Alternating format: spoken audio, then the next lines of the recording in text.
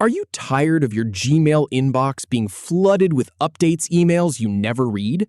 Learn how to delete them all permanently in under 2 minutes. First, we'll select and trash all updates at once. Then, we'll empty the trash to free up space. Let's dive in. Start by heading over to your Gmail homepage. Then, click on the Updates tab at the top bar to filter those emails. Now, click the top checkbox to select all the emails in that view. Then hit the trash bin icon to move them all to the trash. Next, on the left sidebar, click More to expand the folder list.